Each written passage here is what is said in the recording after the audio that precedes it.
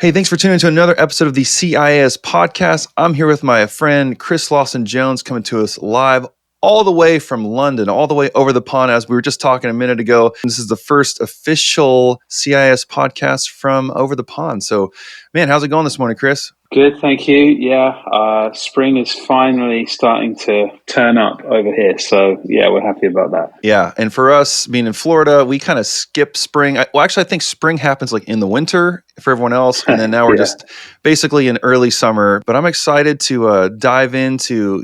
I know that you have a extensive, veteran music journey, and there's a lot to it. So I'm excited for everybody to check that out. But let's start at the beginning. Kind of, when did music kind of start for you? When did you first started getting interested in the music world? Yeah, I think it was probably one of those things that is common to a lot of people who end up getting involved in music, that it just was always part of my life. There's no sort of one moment I can think of where I became aware of music. And a lot of that was due to growing up in the church here in the UK. And my father was a worship pastor in the local church. So, every Sunday for as young as I can remember, I was exposed to live music and eventually ended up wanting to get involved and tag along to rehearsals, and got a drum kit for one of my early birthdays, and just wanted to tag along and be part of the crew, really. So always been there, always been a part of my life. That's awesome. Yeah. Kind of same for me, growing up in the pews and eventually be like, man, the music is awesome. How do I get to do that? So for me, it was bass guitar. So it Yeah. sounds like for you, it was drums. So drums Sunday mornings. And at what point, did it start to become more than just like something you were drawn to? You're like, hey, I think I want to like do this for like my job. Like, how did that kind of come about? Yeah, so probably in my kind of mid to late teens was around the time in the UK where you start getting asked by your school teachers, like, what are you going to do? What university are you going to go to, or college are you going to go to? You need this grade to do that, or whatever. I was getting increasingly kind of passionate about the music side of church, and was really fortunate to grow up in a period of time in the UK where we just had a bit of a creative kind of boom time. So songs that will be familiar to people in America, like "Here I Am to Worship" by Tim Hughes, "In Christ Alone" by Stuart Townend, some of the early Martin Smith and Delirious songs, they were all being written and coming out at that time. So we would go to these summer Bible camps in the UK where we were hearing these songs for the first time, and it was just kind of electric, and you just knew that you were around something that really had a lot of life and energy, and something of the Spirit of God was happening in the UK at that time musically in the church. And that's where all these great songs that we still sing today kind of came from. And that's right around the time I was having to make some of these decisions about what I wanted to do with my life. And I honestly couldn't think of anything more exciting, because I was being asked about careers at school, and I was thinking, well, could do this or could do that. And somebody said to me one day, well, what do you like? What do you love the most? And I was like, well, I love music, but that's obviously not a job. and so that sort of a light bulb went on in my mind. I thought, hang on a minute, maybe there is something in that. And I actually ended up writing a song at the time that I submitted for an album that Matt Redman was putting together called The People's Album. And it was a collection of songs written by regular people, and they would pick the best ones and record them. And I just got home from school, where I'd been told by my English tutor that doing music would be a crazy idea, and that I was going to be a failure. And what was I thinking? And I just thought, yeah, she's probably right. What was I thinking? And I went home, and this was back in the late 90s, where we had voicemails at home, not on our cell phone. So you had to go home and check your messages on the after you got paged, right? Yeah, exactly. So I went home, and I was kind of sad, because that was my music dream gone. And my mum said, "Oh, you might want to listen to. There's a voicemail for you." And I said, "Okay, sure." And it was Matt Redman. Left me a voicemail saying, "Hey, we really love your song. Would it be okay if we record it?" And I just sort of did another 180, and I was like, okay, maybe there is something in this music thing after all. So Mm, yeah. yeah, it just became the thing that I was like, yeah, you know what? We've only got one life, and I can't be as passionate about anything else as I am about this. So I'm just going to have to figure out a way to do it. Yeah. That it seems to be kind of the common theme in the music world. It's like you can have the worst and best day in the same day all the time, right? Yeah. Like you Same as literally starting a got, business.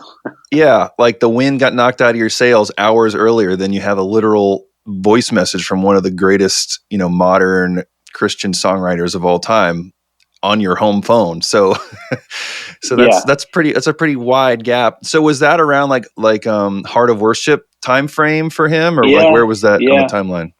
It was all around that time. So there was just, it was just an exciting time. You just felt like, yeah, this music is kind of, incredibly exciting, and it's traveling around the world, and it's blessing people around the world. And it was just a kind of, it was just something you wanted to be around and be a part of.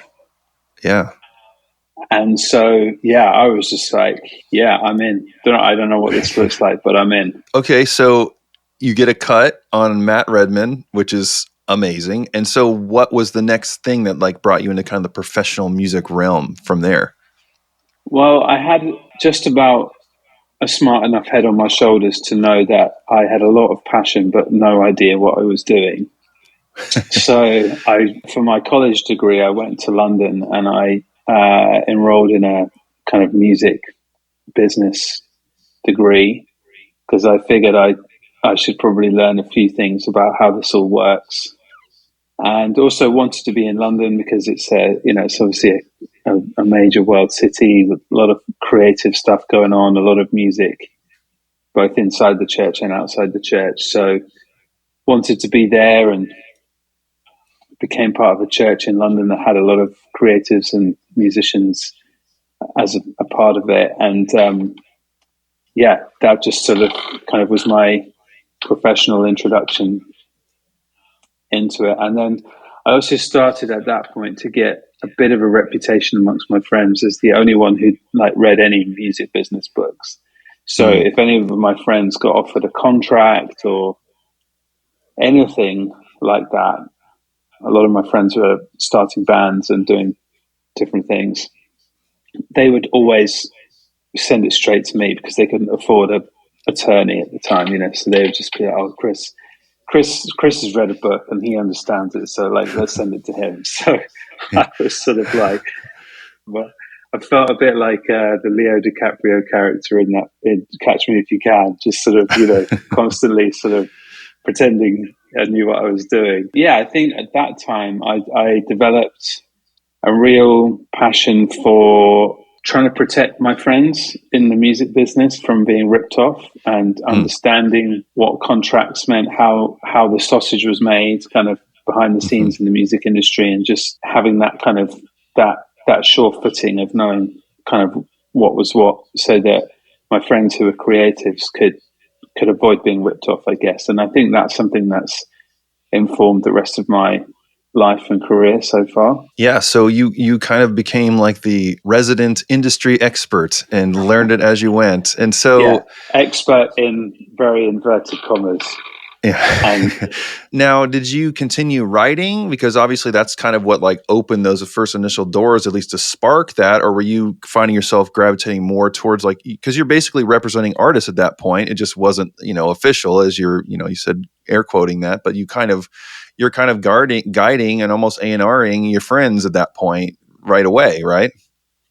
yeah, so my plan was to sort of do 50% of each type sort of situation. But as I went on, the sort of more businessy A&R side became more and more part of what I was doing, partly because there weren't that many of us doing it, or sort of had read a few books or had an interest in it. So yeah, that it just became busier and busier in that sense, and that left Mm, less and less time for writing. I have continued to write for my local church and for other organisations I've been involved in, And I do plan to go back to sort of redressing that balance at some point. But I've just been doing kind of what's in front of me, and that's been, yeah, the A&R business side for the most part. Yeah. So then officially you began to like work. So when did it go from like, hey, I'm kind of figuring this out to where like, hey, I've actually done this a ton. And then,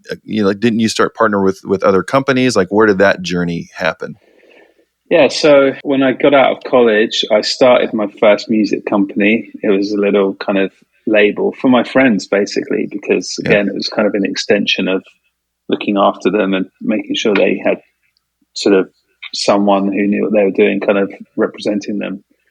And so I did that for, I think, 4 or 5 years, kind of figuring that out, bootstrapping that, making a ton of mistakes along the way, learning a lot along the way, and kind of got that to a place where it was kind of good and established, and was, but I knew that I was at a bit of a crossroads in terms of like having to figure out how to maybe take this to the next level, grow it further, and we just started to pray and ask the Lord, like, what's the next thing? Do I double down on this and really try and grow it, or is this an end of a season? Because it was just one of those kind of crossroad moments. And literally that summer, I got a call from the boss of Integrity Music in the UK, which used to be Kingsway in the UK, but it's kind of merged with Integrity Music, who are one of the larger kind of labels and publishers in the Christian music space.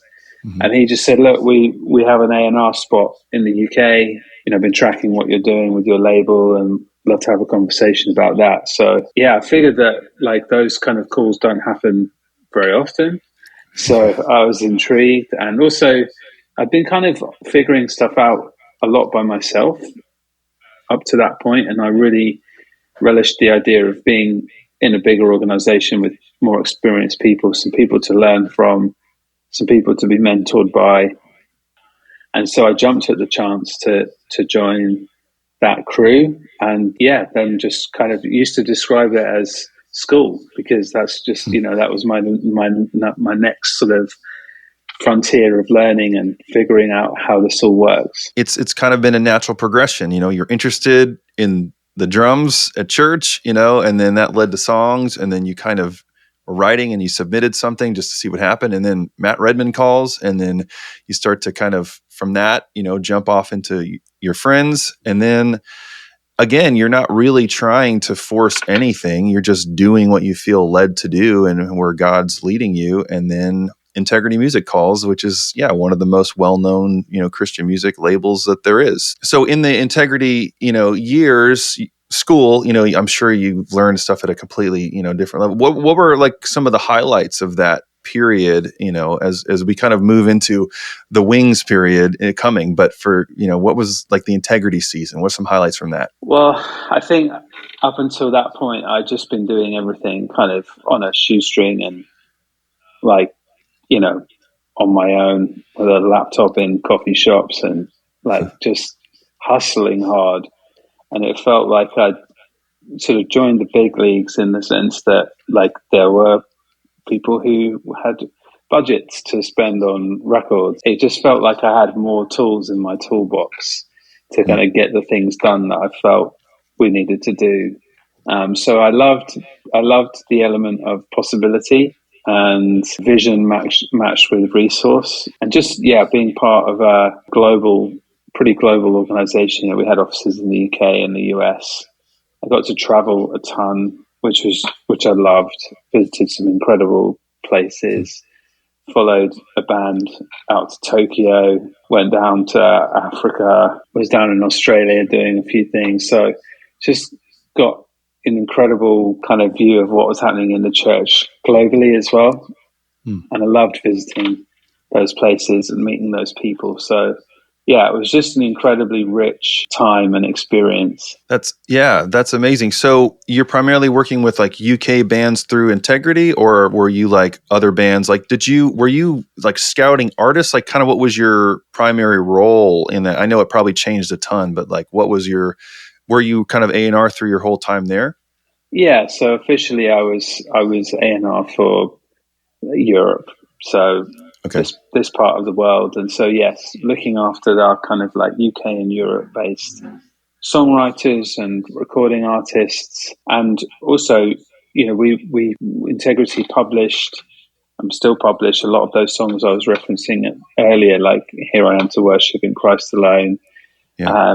etc. So, a lot of Matt Redman's, "Heart of Worship," all of those songs we mentioned. So, in a way, I felt like I was part of a team of custodians of those songs as well, because Mm. didn't really feel like they, on paper, they belong to somebody, but they feel sort of more other than that, as things in the kingdom of God. So I felt Yeah. like a custodian, part of a team of custodians of those songs, and that was a real privilege. In my last couple of years there, just started to dream up and then kind of bring into reality a, a new label within Integrity called Running Club Records, which we set up to kind of try and be a home for some of the more emergent sounds in Christian and gospel, which probably now would be best known as sort of indie worship and indie Christian, which has become a bit Hmm. of a thing, but at the time didn't really have a name.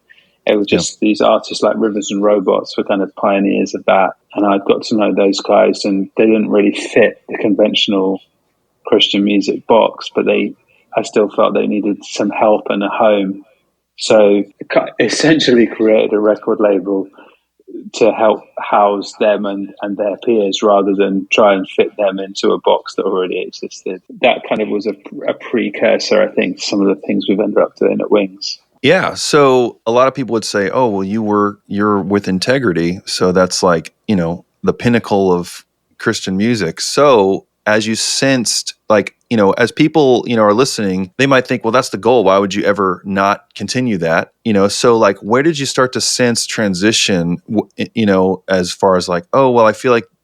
I did that. I learned so much. Now I want to bring that and everything up until then into possibly something new. And like, when did Wings kind of begin to emerge? I know you mentioned it there, but like, as far as that like journey, like heart journey and mind journey, like how did you go from Integrity A&R to like, where you are today, where Wings is like the thing? Well, I didn't really sense it at all because, as you say, like you're doing A&R at Integrity, you're part of a global organization. Like I loved it there; it was great, and we Yeah. had a lot of vision for the future as well. So this is kind of a really important part of my story, is that it was 2020, it was COVID, the world was turned completely upside down, and Mm. Integrity went through a large restructure as part of the COVID process, and a lot of us globally uh, found ourselves without jobs, Mm. which was a real shock at the time. In fact, I said to my wife at the beginning of COVID, I was like, "Look, whatever happens, at least I've got a secure job." So she reminds me of that every now and then when I try and make other predictions. But I really did think that we're here, we're doing great, and there's a lot of, you work for a larger kind of corporate organization.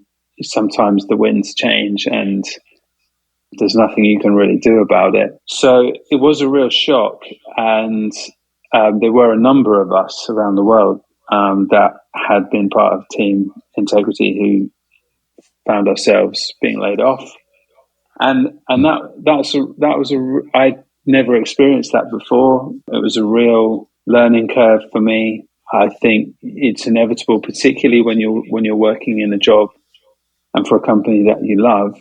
Some of your identity can become wrapped up in or entwined with that job or that role, Hmm. and it was like a plaster that was ripped off. It was there was no easing out of it. It was sudden, like one day I was there, the next day I wasn't. And so, yeah, it then entered a fairly short period of like, right, what's next, God?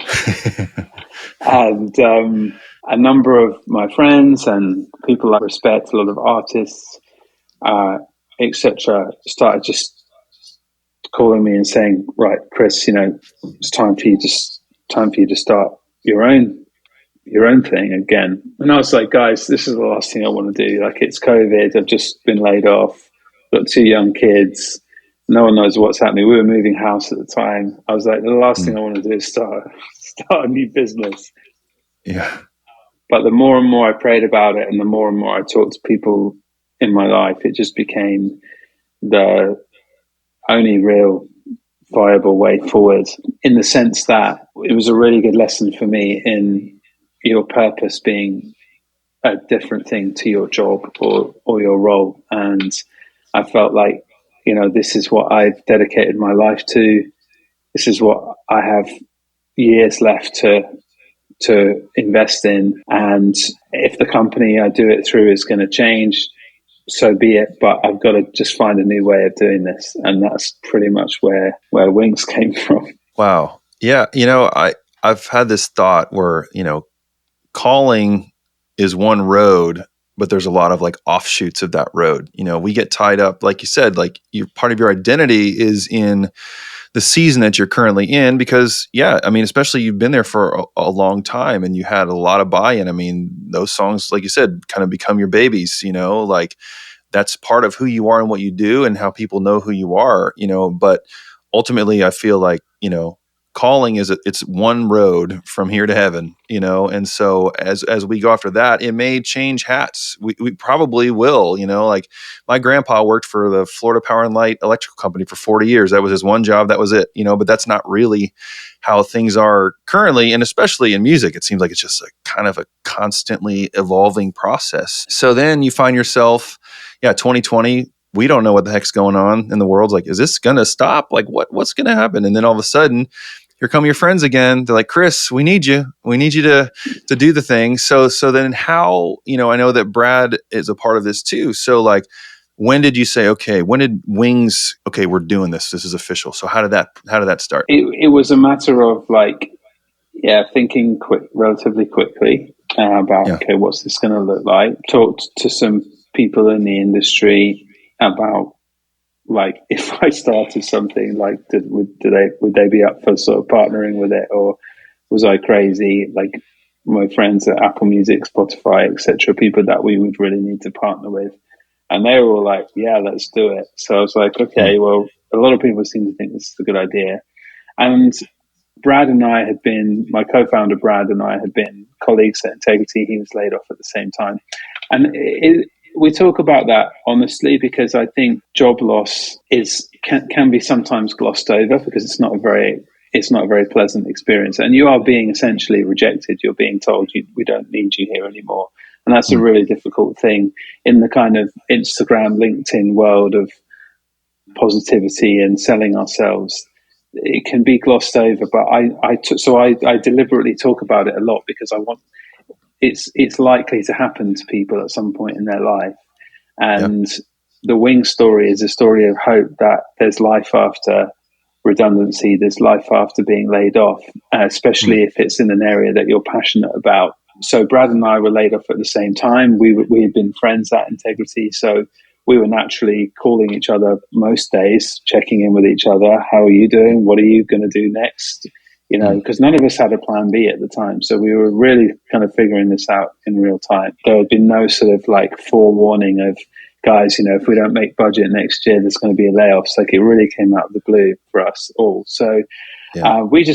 but we had, part of the running club records process, and also just talking as a team, like some of what became Wings, we had chatted around anyway, which was that independent music was on the rise. A lot of these emerging artists, particularly in Christian and gospel, who would now be kind of bracketed under indie worship, were really starting to emerge and need partnerships, but they were going to look different to the partnerships that had been traditional through the label system, or even kind of basic DIY distribution. Like, neither option was sort of feeling like the right fit for some of these artists. So yeah, we kind of quickly decided that there was room in the Christian and gospel world for a dedicated distribution and artist services company that could offer professional infrastructure and a better way of distributing for independent artists. And that was really sort of the basic thing. And, classic kind of business origin story. We scribbled down a few business model ideas on a notepad and sort of said, well, yeah, that sounds like it could work. And I remember the day. I can remember it. I'll always remember the day. It was the 9th of November 2020. and we had decided on the name, got a logo, started an Instagram account. We were all locked down in England at the time. So we were living with my wife's parents, with my in-laws, and I was going across the road to an abandoned English pub, which was shut because of COVID, and I was using it as my office to get this thing started. And I went over there and I said to my family, right, I'm going over to, and I'm going to put this on Instagram. That is his starting. Wings is starting, and well, let's see what people say. And Let's I see if it just put flies. it. Yeah, I put a post on my personal Instagram and just said, right, hey everyone, I'm starting a new music company for my friends, and if you need some distribution, give us a shout. And my phone, I mean, I know people talk about your phone blowing up. I mean, that this was the only kind of experience I've ever had of that, where I've just never experienced like I guess everyone was sitting at home with nothing to do because it was COVID, but my phone just blew up like with messages and people saying, "Oh, okay, I need to talk to you, or we need to do this or whatever." And Wow. I can honestly say that in the 3.5 years since that, it's just not stopped. Like it just started at a certain pace that day that's just been relentless since, and it was just been an amazing experience. And Brad and I weren't planning on starting a business together at that time, again because we just had no warning that this was happening. But after a couple of days, it was quite apparent that this was going to be a thing. And Brad's job at Integrity was global head of operations, so he's got that kind of operations systems background, dealing with like how to deliver releases, how to collect and distribute royalties, all that kind of stuff. So I just said to him, like, I don't know if you figured out what you want to do yet, but I'm going to need some help with this. So you want to jump in with this? And he was like, yeah, sure, let's do it. And that was pretty much it. And we became a team. And yeah, the rest, as they say, is recent history. Man, that's so cool. I love how, something, you remember the day, God marked it, November 9th. You just did it, something as simple as creating a profile, and all of a sudden it's like years coming up on, 4 years later, it's still rolling and, growing all the time. So when it first started, it's primarily you guys were like, were you doing like the distribution deals for, artists, or because I know Wings Access is, newer on the journey, correct?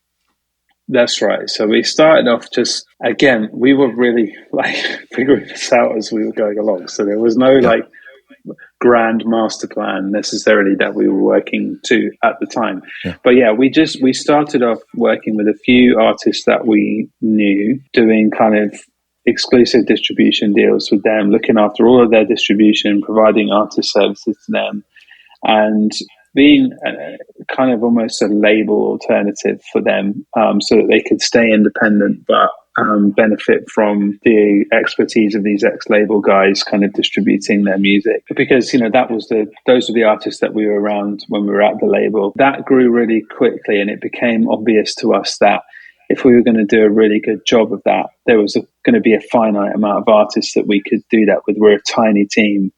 We've only got so many hours in the day. We want to maintain a level of excellence in what we did.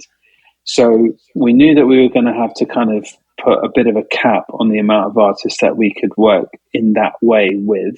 But we didn't want to do that in a way that kind of drew up the drawbridge and said to every other artist that was hitting us up asking for help, sorry guys, this is really only for, established independent artists. And we just felt like we would be creating another problem then, because we're just creating another exclusive club of artists who they can only get into it if they're hit a certain level of success. But we wanted to help the artists that were just starting out, because Brad and I were artists that were just starting out one day. So that's where we dreamt up the idea of Wings Access, which looks more like a DIY distributor in the same way that it works in a similar way to DistroKid, TuneCore, CD Baby. But the key difference is that it's a fraction of the size. So it really is a boutique DIY platform. So it's got all the benefits of DIY distribution, which is the artist is in control of their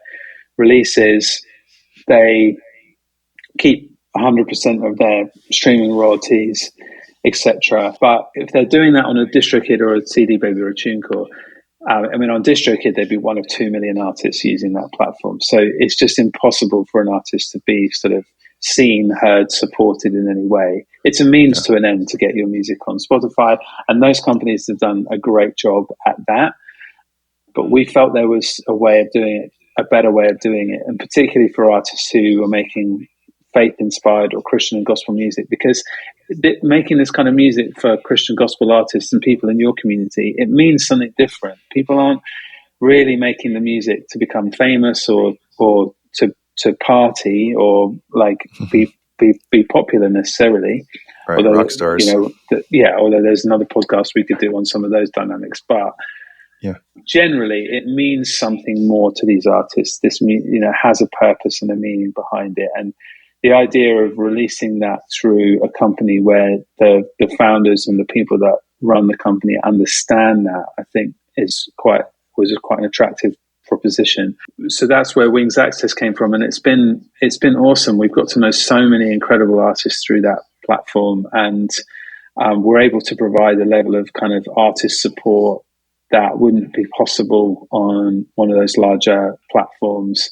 And then because of our relationships with the streaming services, we've developed what we call the Pro tier on Wings Access, which for a little extra annual subscription makes artists eligible to be put into our playlist pitching system and get some other benefits. Like this week, we have a Wings Access Pro tier artist was added to Spotify's Worship Now, which is one of the biggest playlists in the world. Nearly 1 million people listen to that playlist. So we've been able to create sort of pathways for those artists to get their music heard as well, regardless of where they are in the world, what stage of their journey they're at. Yeah, we're just developing a really special community of like-minded artists and giving them what we hope is a better distribution option for their music. Man, I love that. It keeps bringing me back to like where you first started getting involved in the music industry with your friends, and hey, we need your help with this. You're doing the same thing. It's just on a wider scale, with years and years of expertise to apply to, instead of, like you said before, just kind of figuring it, I guess, winging it, just figuring it out on the way. But now, you're not obviously doing that. Maybe launching it was like, okay, what are we going to do? But you're bringing so much expertise and so much guidance. And like you said, it's a custom experience that anybody, depending on whether if you Access or the Access Pro, like you're still basically getting like the custom pitchable experience. So for someone who has like no idea like what music distribution is, now I know most people listening do, but like explain to them like, okay, I'm an artist. It's my first song. I've got my first song. How do I get it out there? Because that's where distribution comes in. So explain that process just briefly for them. Yeah, that's right. So with all the streaming platforms, we call them DSPs, digital service providers. So that's Apple's Music, Spotify, Amazon Music, etc. They don't allow artists to directly upload music to their platforms to be consumed.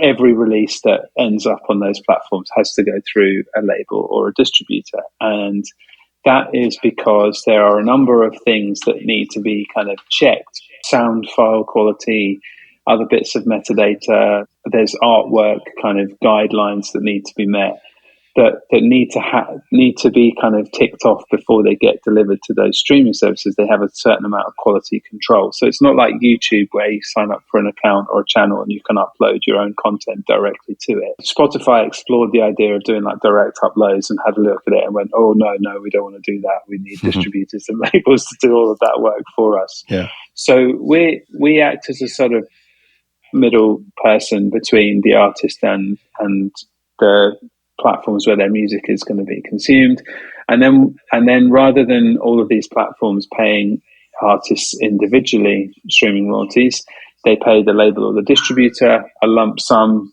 and then it's up to us to pay that on to the artist. So we provide a number of kind of roles in that interaction between the artist and the streaming platforms where their songs are going to be listened to. And so if every artist does need a distributor, and most new music is going to go through distributors, not labels.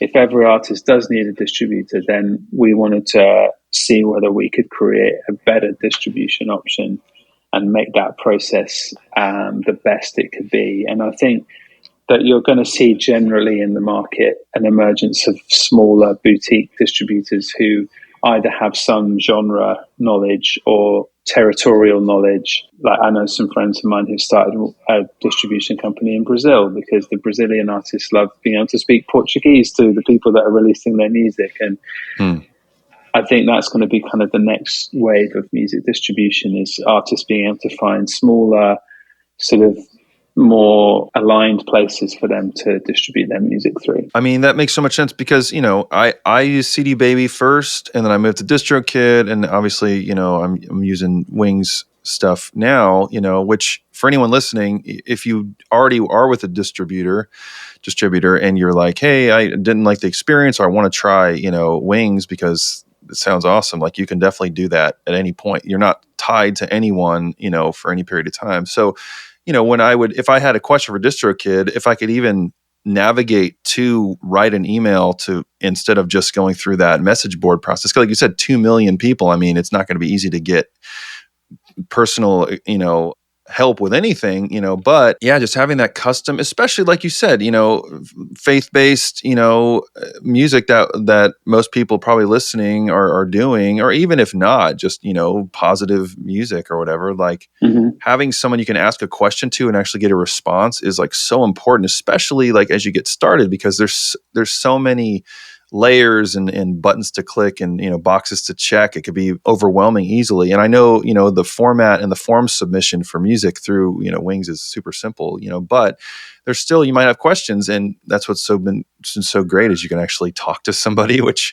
really helps in that whole experience. So and I love that. And we genuinely care about every song and every release. My team actually tell me off for answering customer service emails because they're like, they're saying, you're too busy to do that. And I'm like, I never want to be too busy to do that. Actually, it's the thing I enjoy the most because, and I'd actually never thought of it in that way that you described, that it's just an extension of what I've always been doing, like way back in the early 2000s with my friends in London. That's what I was doing then, and this is just an extension of that. I'd actually not thought about that, but again, that sort of does sort of speak to the thread of purpose and calling that goes through our lives. And I love it. I never grow tired of it.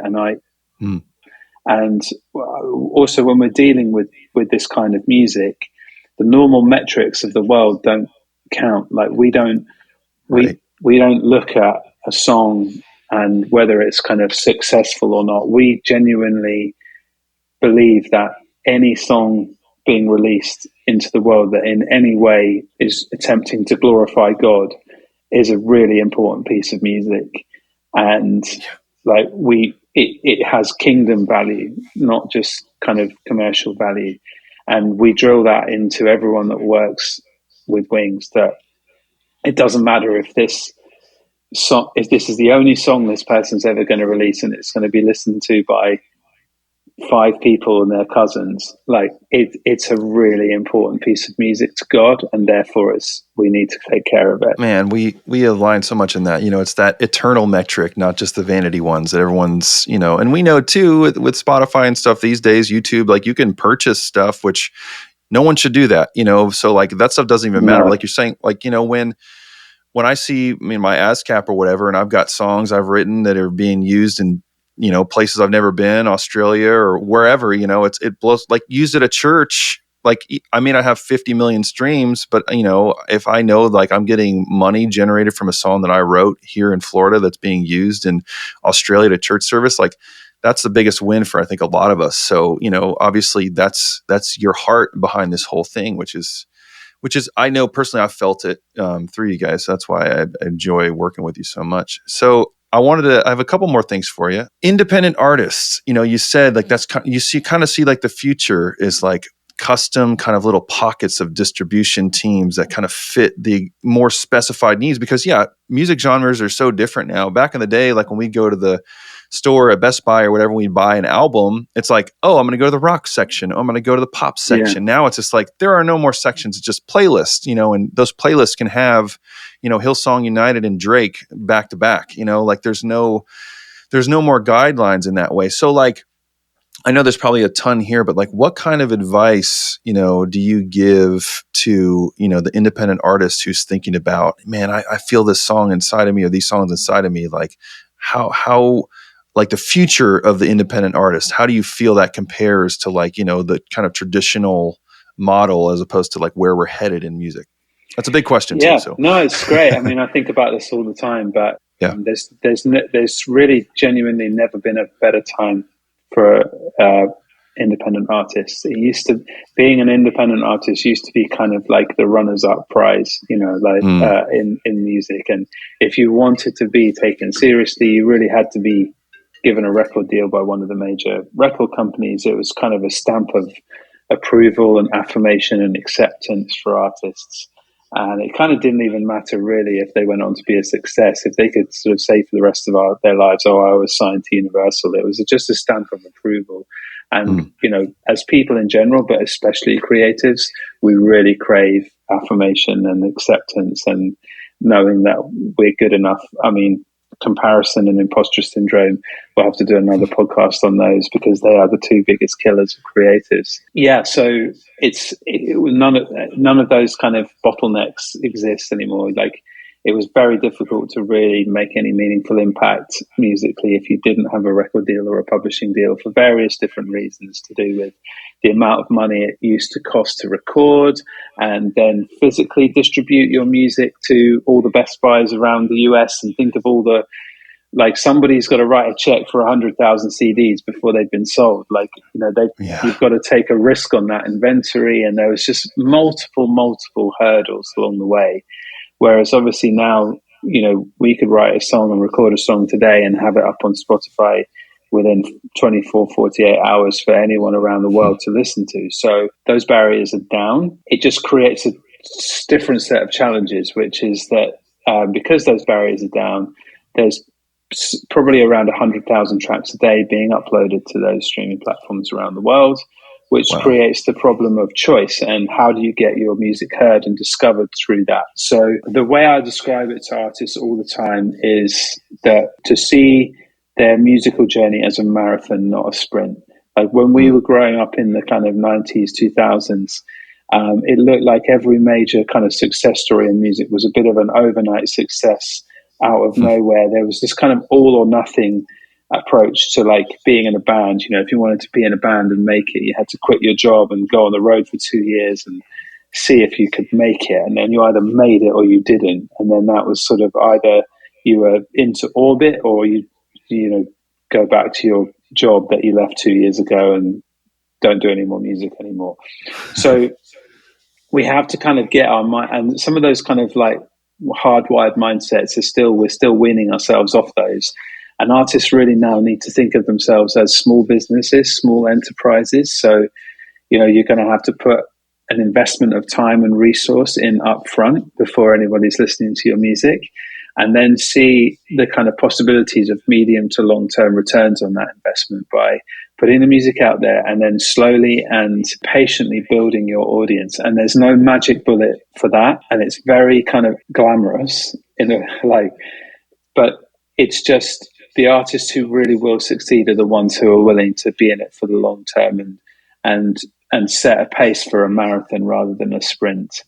And through Wings, we're trying to set like the good foundations for artists. Like, so for instance, on our pro tier, we send out a PDF kind of course of like, here's how to set everything up properly from the outset. Like this, do all of these things and your music will be kind of set up properly. And so with that kind of mix of good foundations and doing things right and getting into good habits and the dedication and discipline and patience to be in it for the long haul, you can really easily carve out for yourself a place in music. And also it doesn't have to be like become your full-time job anymore. Again, this was the kind of all or nothing situation we came from, where it was like, I'm either going to make gazillions from this or nothing from this.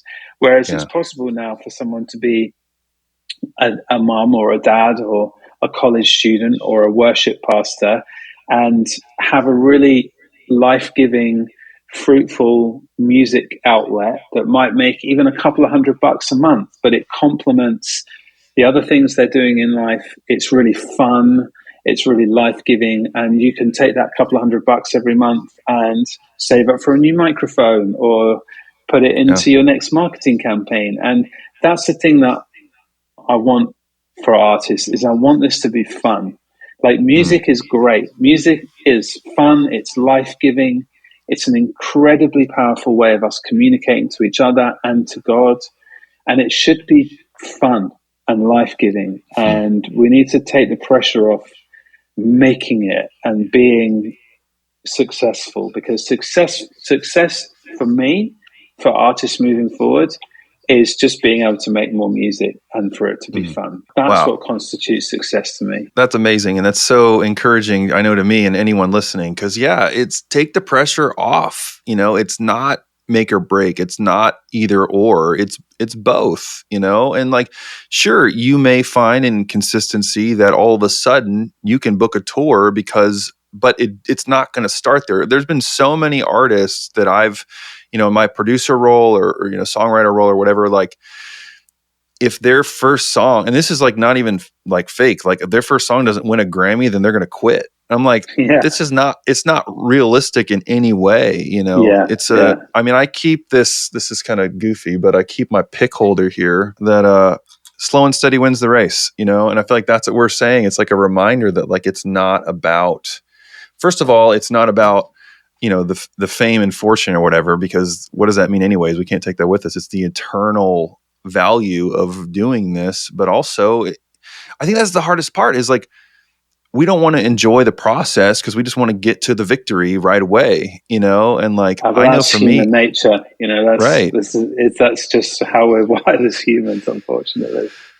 Yeah. And the thing that, like, we want to skip over, I feel like, is like, we can't possibly get to the top from the beginning because we don't know what we do if we even got there in the first place, because we haven't Yeah, had those lessons. If you hadn't have submitted that song and got picked, that wouldn't have taken you to start doing the A&R stuff for your friends, which would have led you to integrity, which, you needed to do all those things, which I'm sure is riddled with, quote unquote, failures or missteps or whatever, as mm. you learned.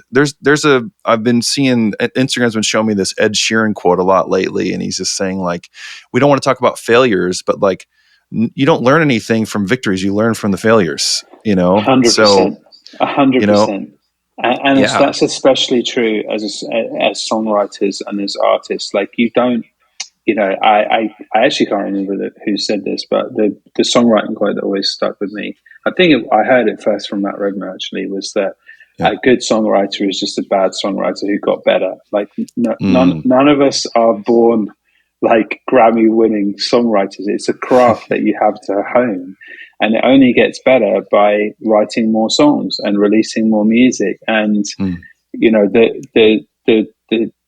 the miles you clock up on the marathon are the very thing that inform what you're writing and what you're creating. So, it's no artist arrives on the earth fully formed. Like, you talk about Ed Sheeran, he grew up in Yeah. not far from where I'm sitting at the moment, Mm. and he learned on the streets. Like, he was busking on the streets and learning his craft from the reactions of drunk old guys who would cuss at him on their way, on their way past, and that's how he learned to handle a crowd. And Wow.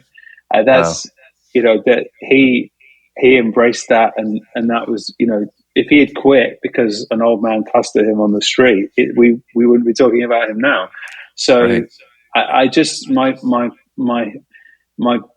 deepest hope for artists is that they realize that they each have a unique voice, they have a unique song to sing, and just by writing it, recording it, and putting it out in the world, particularly if it is kind of God breathed, it's like that butterfly effect. They're just dropping a droplet of goodness into the world, Mm, And it just, it's so important. If you then add up all those millions of droplets, it creates an ocean. And mm, those droplets might not be known by name, because it's not about that. It's about, what are we doing as people, believers of God, reflecting our experiences of Him, our experiences of life in song, and just dropping them like droplets out into the world.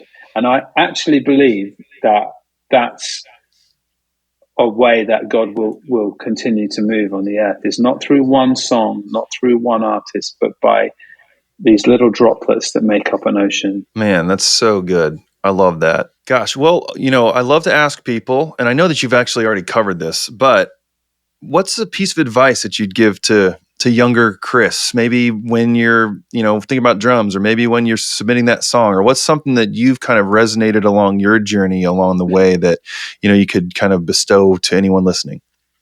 Yeah, I think I would. Younger Chris was very, well, was a little too intense, I think, about like fulfilling his calling. And I can remember one example where my friends were going on vacation one summer. I was probably like 18, and they invited me along, and I said, no, I can't. I've got to work on this music thing, for the Mm, next thing. And I just look back at that now, and I'm like, I should have just gone on that vacation. Like, that just would not have like materially changed my journey.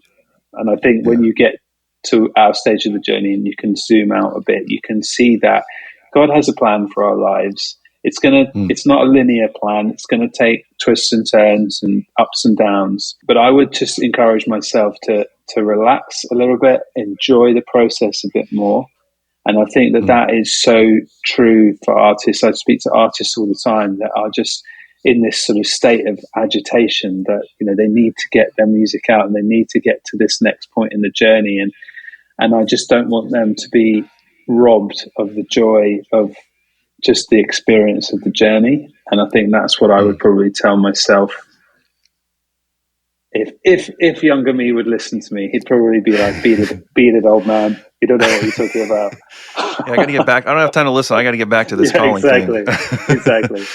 Well, man, I love that. That's so good, and yeah, I hope that people take that to heart, because it's true, and it's not something that just happens. And if it did happen overnight, it wouldn't be as fulfilling. I've heard, there's so many stories of bands that like do actually have the thing happen where they get a record deal because A&R heard them playing in a garage, and then like a year later, their band breaks up and they wish they never did it because they didn't have those steps. They didn't take that process. They didn't spend enough time in the valley to develop those, thick skin. Like you said, Ed Sheeran getting yelled at by some old guys. Like, he needed that, or else he wouldn't be able to handle the world stage that he's on now. So I love that. Yeah. And yeah, I'm so glad you shared that. And so before we go, I always like to ask, like, if you're a music person, if you're releasing music, like I, would love for you to get plugged in with Chris and the team over at Wings. So how can they best do that? What's the first step for them getting involved with Wings? Well, hopefully they'll find everything they need on our website, which is just www.wingsaccess.com. And everything is there. And I mean, follow us on Instagram, hit us up. I get in trouble for answering too many DMs on there, so you'll probably find me replying to you. Yeah, we just love to talk to people and hear about their story and figure out how we can help. Yeah, I'll link all that stuff in the description below. And yep, I'd love to get people involved. And it's cool because a bunch of artists that I've actually produced and written with, I always check. Probably you do too. I always check the Spotify credits, and I love seeing Wings Access down there at the bottom on people's stuff. 'Cause I'm like, yes, they're putting it out through the right guys. So it's awesome. Yeah, thanks. Well, man, thanks for spending some time with me. And before I go, I always like to pray, if that's all right. Absolutely. God, thank you so much for Chris. Thank you so much for Wings, and thank you so much for him sharing his journey, God, and the way that you've inspired him and continue to inspire him to go deeper into the calling, God. And as we discussed, calling is sometimes has many twists and turns, but ultimately, as we keep our eyes fixed on you, that we know that we can't go wrong with that. When we seek first the kingdom, you'll add all the other things, God. So let us to continue to be kingdom seekers as we write kingdom music for you, God. And as people hear this, God, let all the great wisdom that Chris shared just resonate through them and on their own journeys, to know that we can actually just take back and try to enjoy it more, because your burden is easy and your yoke is light, God. So let us take that to heart as we take to the pad and pen and write songs and get them out there to the world, because we know that the eternal value is so important and so much more important than any stat that an algorithm can show us, God. So we thank you for your guidance and direction, and we pray all these things in your name. Amen. Amen. Amen. Well, thanks so much for being here, man. This was awesome. Thanks for having me. Thanks for Sure. everything you guys do as well in your community. It's awesome.